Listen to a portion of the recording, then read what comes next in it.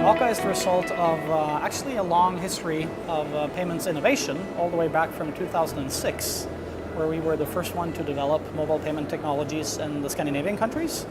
And we went D2C, and lately we've switched to B2B as we sold off our D2C business in the Nordic region.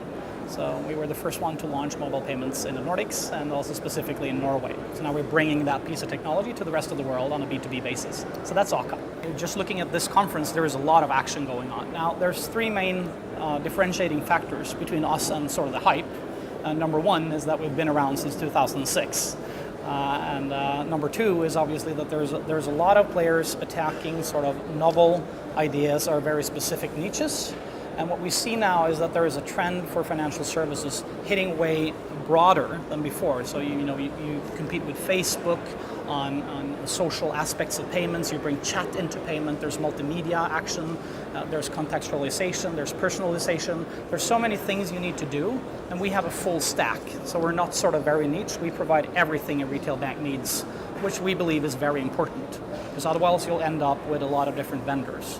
So that's number two. So number three is that we've been live with 17 banks. We also see that there's a lot of players now in the market that are sort of coming into fintech because it's obviously a hype. And most of those players have not any deployed solutions. We have a license as a result of running D2C. So we're already regulated. We already have 17 banks running on the platform. So a major concern of ours when we see the hype is that there's a lot of players out there with no real technology deployed in the market. There's a huge difference between having a great idea and actually running it for banks. Yeah, so PSD2 is very interesting. I mean, it's the result of PSD1 that was fully implemented in the Eurozone in 2007.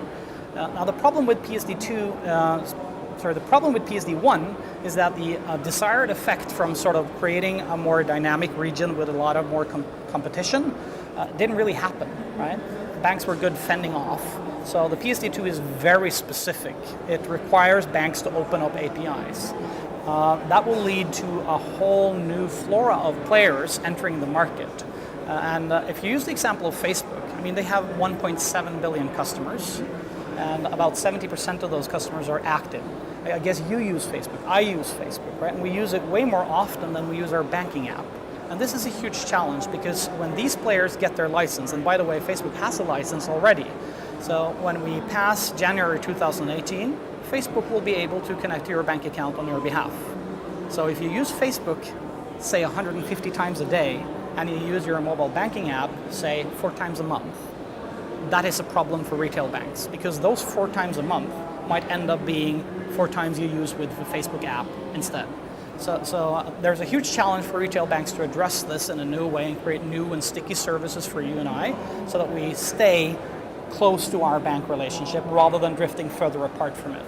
Well, following the opening up from PSD2, it's quite obvious that a player like Alipay could do what I just described Facebook could do as well. So they could also demand access to these bank accounts and through a very sticky and desirable user experience invite you and I to use their services instead of the bank services. So I think that further challenges the banks.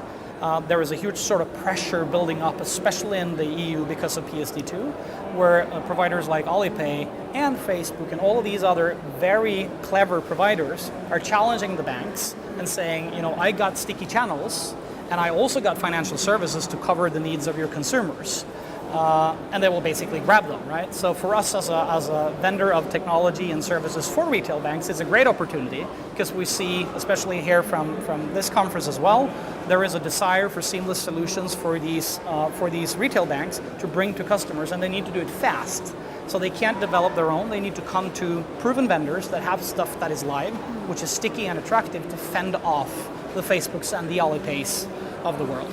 I would define seamless payments as not a payment. I would define it as an experience, something you do like shopping, or say you go to a spa experience, and the payment part is just removed. That is seamless payment. We know a few of these scenarios today, so paying for an Uber taxi is a good example, because you're not paying for an Uber taxi, you're driving with Uber, and you just leave the car and the payment is completely seamless and invisible.